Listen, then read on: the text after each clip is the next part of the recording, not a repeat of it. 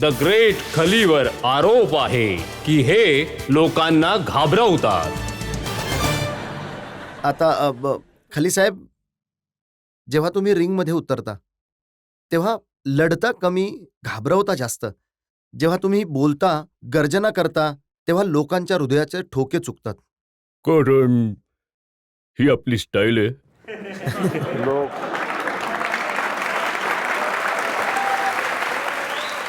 कुणी कुणी कसला आवाज काढतो, कुणी कसला आवाज काढतो, आणि आणि कुणी जसा अंडरटेकर आहे जो डोळे फिरवत असतो, यु नो. आणि कुणी प्रत्येक व्यक्तीचं तुम्हाला WWE मध्ये डिफरंट एक वेगळं असं कॅरेक्टर सापडेल तुम्हाला. असे आवाज इथे काढून दाखवू शकता लोकांना?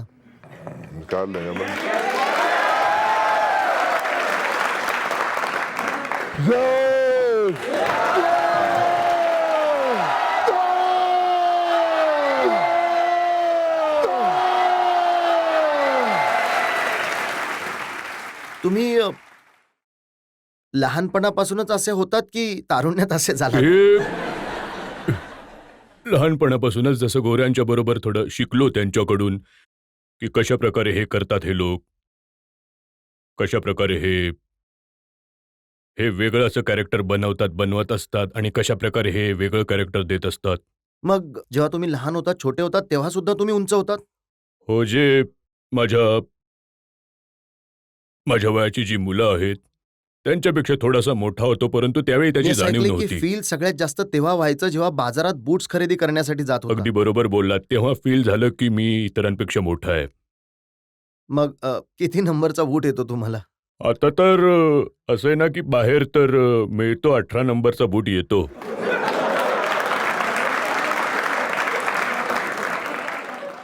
आणि खाणं मी असं ऐकलंय की खूप खूप खाता तुम्ही. हा, खाणं खूप खातो. काय खाता तुम्ही? जे माझं खाणं आहे ते आहे, जास्त मी व्हेजच लाईक करतो मी. जसं म्हणजे वरण आहे, भाजी आहे, चपाती आहे, राईस आहे. हे बघा, मी तुम्हाला सांगतो, आता तुम्ही जरा लाजत ना, आहात. नाही लाजत नाहीये. म्हणजे माझ्या माहितीत तुम्ही 5 लिटर दूध पिता, 3 किलो चिकन खात असता, 30 चपात्या खाता आणि 1 किलो ड्रायफ्रुट्स असंच फस्त करता. नाही, असं काही नाहीये. म्हणजे मी इतरांपेक्षा जास्त खातो, म्हणजे यामध्ये काही डाऊट नाहीये. प्रत्येक व्यक्तीला आपण समजावू नाही शकत. तुम्ही मला तर समजू शकता की तुम्हाला मी सांगितलं की वरण, चिकन, वरण आणि भाजी आणि जी कुठलीही फळभाजी जास्त घेत असतो मी, जे मी घेत असतो. पण जेव्हा एवढी मोठी माणसाची बॉडी असते, हं, एवढा माणूस खातो, हं. एवढा मोठा बूट असतो, एवढी त्याची उंची असते, तेव्हा अशा माणसाला लग्न करण्यासाठी मुलगी मिळणं सुद्धा जरा अवघडच असतं. अगदी योग्य गोष्ट बोललात तुम्ही. तसं म्हणजे कारण ज्या मुली असतात त्या घाबरतात की एवढा मोठा माणूस आहे, थोडा फरक पडतोच, मग मिळाली विशेषतः मुलगी? इंडियामध्ये. तर मग कोणी स्पेशल मुलगी मिळाली की खूप मेहनतीने शोधल्यावर मिळाली? तसं तर म्हणजे मेहनतीने मिळाली असं म्हणू शकतो. स्पेशलच म्हणू शकतो. आणि जसं की जे नेचर आणि माझ्यासाठी ते स्पेशल आहे. कारण खूप चांगली वाईफ आहे माझी. आणि लहान आहे थोडी? लहान किती सांगितलं म्हणजे की 5'8" हाईट आहे त्यांची. हो, असं तर तुमच्यासमोर कोणी लहान वाटेल. हो, माझ्यासमोर तर सगळेच लहान आहेत म्हणजे. तुमच्याबद्दल आम्ही जेव्हाही वृत्तपत्रांमध्ये वाचत असतो किंवा टीव्हीवर तुम्ही एक खूप गरीब कुटुंबामधून आलेला, दगड फोडायचं काम करत होतात, सामान्य लेबरचं काम करायचात. परंतु ही आज देखील एक मिस्ट्री आहे की कसे तुम्ही अमेरिकेला पोहोचलात. ही अगदी खरी गोष्ट आहे. मी एक गरीब घरातून आलो होतो मी. आणि मला माझ्या मेहनतीवर आणि ईश्वरावर माझा खूप विश्वास आहे. आणि जेव्हा मी टार्गेट ठरवतो की हे करायचंय, ते मी करूनच सोडतो. दुसरी गोष्ट अशी, जेव्हा WWE मध्ये गेलात आणि इथे भारतामध्ये सुद्धा लोक बघायला लागले आणि लोक ओळखायला लागले, की हा आपल्या हिमाचल प्रदेशातील हा माणूस आहे, जो इतक्या मोठ्या जागी पोहोचलाय. तर पहिली कुठली फाईट होती, ज्यामध्ये तुम्हाला वाटलं, की हा माझा सामना आहे? पहिली फाईट माझी होती अंडरटेकर बरोबर.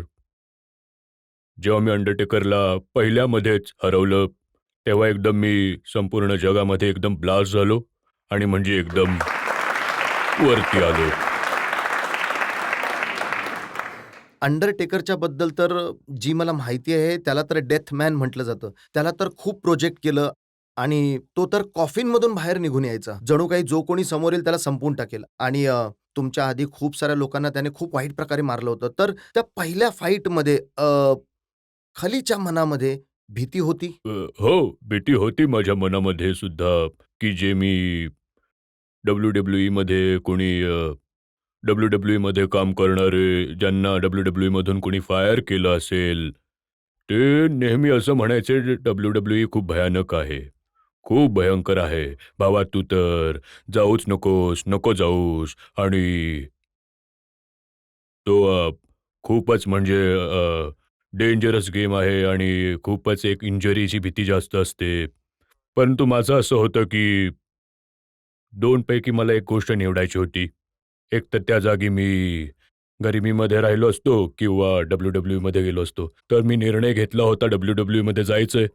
मग काही हो, थोडा नर्व्हस होतो मी पण तुम्ही ठरवून गेला बरोबर होतात, होतो. की आज तर याला मारायचंच आहे. हो, हो. आता एक मिस्ट्री आणखी आहे. हं. तुम्ही अंडरटेकरला मारलं, तुमचं खूप नाव झालं. त्याच्यानंतर तुम्ही एकानंतर एक अशा फाईट्समध्ये दिसून आलात, लोकांनी खूप प्रेम दिलं.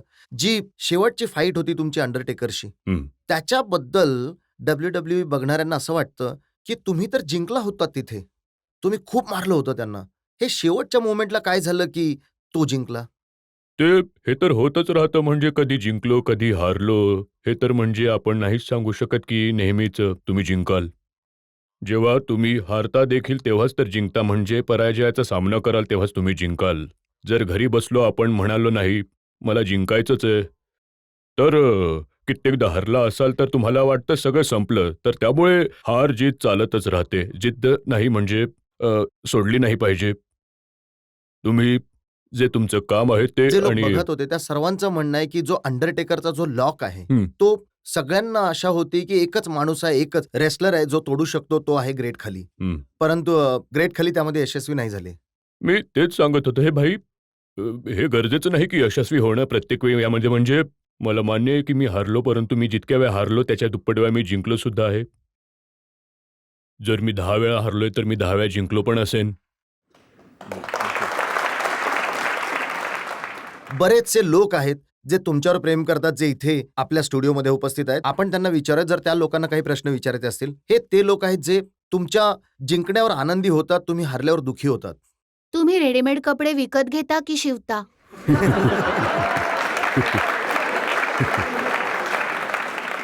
मी बनवून घेतो स्पेशल. मी बनवून घेतो, ऑर्डर देऊन बनवतो. कारण कारण मोस्टली तर मिळून जातात. जे स्पेशली अमेरिकेमध्ये जे बिग अँड टॉल स्टोअर असतात, ते खूप मोठे लांब स्टोअर असतात. मी लाईक नाही करत. सो मी म्हणून बनवून घेतो थोडे, जे माझ्या बॉडीमध्ये फिट येतील.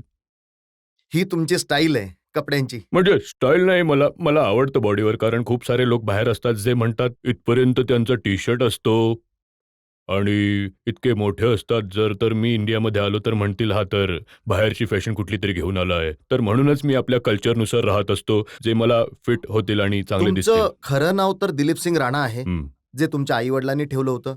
मग हे खली कुठून नाव पडलं? खलीच प्रत्येकाला एक कॅरेक्टर दिलं जातं. जसं अंडरटेकरचं नाव मार्क आहे, रिअल नेम आणि केनचं नाव ग्लॅड आहे. माझं नाव आहे दिलीप सिंग राणा आणि मी ग्रेट खाली आहे. मग तसंच आहे. कुठून ही आयडिया आली खलीची? हे तर ते देतात WWE वाले. हे खरं आहे का, की तुम्ही जय कालीची घोषणा द्यायचा, त्याच कालीमधून त्यांनी खली बनवलं? नाही असं तर काहीच नाही म्हणजे जयकाली तर मी नाही, असं तर काहीच नाही म्हणजे. खली आरोप तर खूप सारे आहेत आणि मला वाटतं तुम्ही पाणी सुद्धा पित आहात. घाबरू नका.